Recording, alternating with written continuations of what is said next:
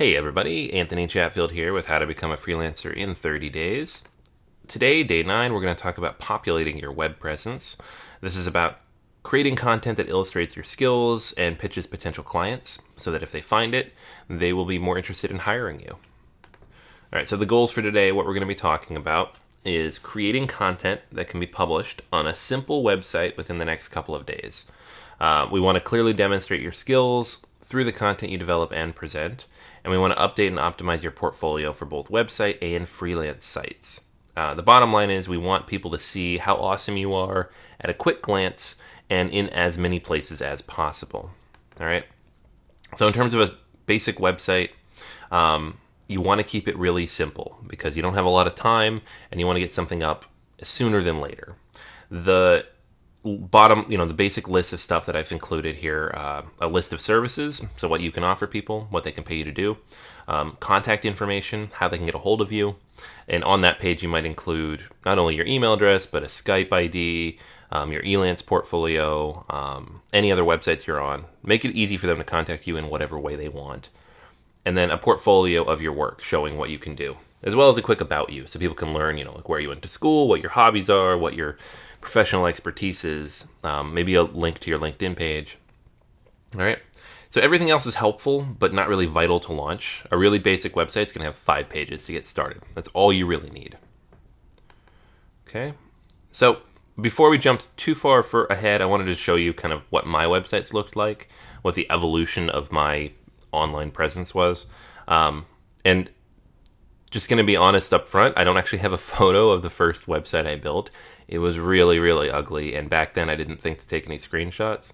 And it was long enough ago that if you went to the Wayback Machine on Archive, you can't actually find it. So, or it won't actually pull up the images. So we'll start with this one. This is seattlefreelance.com, the second website for my first business. And I launched this in 2007, I believe. So just a year out of college. And to be honest, too, going back even further, I've been building websites since I was 12, just for the heck of it. So this is probably like the 4th website I've had with my name on it. There was a few others. I went through this phase where I built this thing called Junk House because I just put random stuff on it. There was another website that was mostly a blog that actually cost me a job at one point because I went to a job interview and they read it and it wasn't super recruiter facing. So I learned lessons there, but this is my first business and then my second website for that business. So you can kind of see the very, very basic outline, home, about, portfolio, contact, PLR is this product thing I offered. There's just content people could buy. I had somebody do this illustration at the top, which I still think is kind of cool, but the website itself is pretty basic. So that was the first one. Then when Great Leap Studios was launched back in 2009, late 2008, early 2009, this is the first website we built. It's a theme. It was not WordPress. It was an HTML theme with this slider here. And I built it before the company even existed. And it worked. It was basic enough. It had a blog. It had, home, about us, portfolios, blog, contact, services. So the same basic 5 things plus that blog. Try to keep it pretty basic. I just want to touch on the bare minimum stuff we needed to actually make a sale if someone landed on the website. About a year later, we launched the second edition of Great Leap Studios. And this is actually still up. It's run by my former business partner. He still runs this. So you can see a lot cleaner, a little bit nicer. It's in WordPress, so it's a little more flexible and easier to build out. Here's the home, services, specials. That's something we added, selling directly off the website. About us, blog, contact. And then the portfolio content's actually down here below the fold. You can easily access all that. So this is the current version of that website. So you can see how it kind of evolved over time. And then one last one I wanted to show you is my personal website and blog. This has been up for, basically since right when I graduated college. I launched a blog called thechatfield.com. Very clever, right? And I've been blogging there since 2006. I've since actually deleted quite a few posts from the blog, so now you can only see maybe 100 or so, including the most recent 15 from the last year or so. It's on purpose. A lot of those posts were just a kid just out of college goofing around, writing content to fill up a blog. Some of them were blatantly trying to manipulate the search engines. Others just had really bad best practices and would have needed to be rewritten. Didn't get much traffic anyway, so it didn't matter. But you can go back. You can see some of my earliest posts. They are a few years old. And this is just where I post, mostly it's content about marketing and productivity. So, stuff that's interesting to me and that I feel I have a good angle on. You can also find links to ebooks I've written, some other resources to download, contact information. There's some information here about me and my background and stuff I like and all sorts of cool stuff. Like if you want to learn about me, this is where you go. All right. And then those are my websites. So you can still go to seattlefreelance.com. You can still go to greatleapstudios.com. I no longer own them, but they are still up. And then anthonychatfield.com is updated every week with new content, so you can check that out as well. But the key here is not to get too attached. I mean, the goal of your website is to be there and provide information. It's not this final perfect iteration of who you are and what you do. But at the same time, it's the hub of all of your online activity. So it needs to exist because this is something you 100% control. If Elance crashed tomorrow or their business went under or they decided they don't like you for whatever reason and they banned your account, you instantly lose access to that account. Nobody can do that to you on your website unless you're doing something really, really bad. So you are a business owner. This is an asset, something you own, and you should be growing it in value. So even if you're not going to get work through it right away, if it gets no traffic and nobody sees that website, it should exist at least so you can use it. You can put it on business cards. You can put it in the signature of your email. You can put it on your social media profiles. That's how important it is. And it's how people are going to judge you when they start to find out about you. So ideally, any website you build is going to show up number one when somebody searches for you in Google. That's important because then you can control what they see about you. It's not some random Facebook or LinkedIn page, which you still control, but it's in their format. And at the same time, if somebody else has your name, then you have to fight on that front too. So it's a very important tool. You don't have to spend a fortune or a ton of time doing it, but it's important that you do it. All right. Now, the content creation part, this is the part most people, they come to me and they say, I understand everything you just said, but I do not have time to write that much stuff.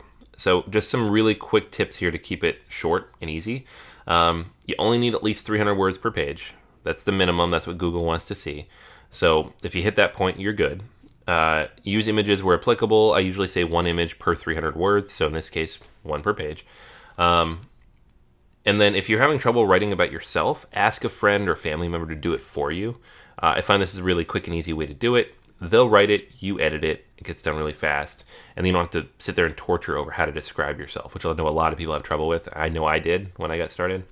But keep it simple and straightforward. Don't try to get cute or clever or to overthink it too much. Just get to the point. What do you offer? What have you done? Done. That's it. If you're going to spend a lot of time on anything, spend it on your portfolio.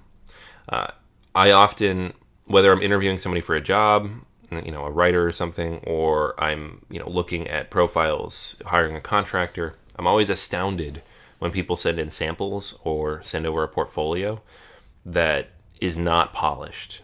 This is literally the best work you should have because that's the stuff you're showing to people.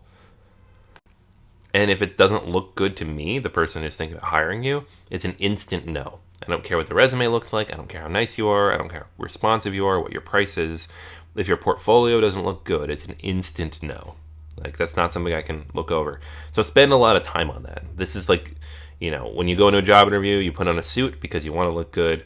When you send in a portfolio, you spend 10 times longer than you would on a normal piece because you want it to look good. All right, so a good portfolio should illustrate each skill you claim to have. So if you have 5 services, you should have at least 5 items in your portfolio, one for each of those services so you can show that you've done it. It should showcase your very best work. The only caveat to this is if some of the best work you've done is with people who won't let you share it. You should always ask people before you share it because you don't want to have any issues later. If you're under NDA, for example, you obviously can't share it. If they just don't want you to, or don't want you to use their logo, you have to be careful on that front as well. It should entice someone to want to learn more about you. So it should be, evocative or interesting or exciting or new or different. If you're a designer, show something that's a little bit different than other people in your field, because then it shows that you can, you stretch a little bit.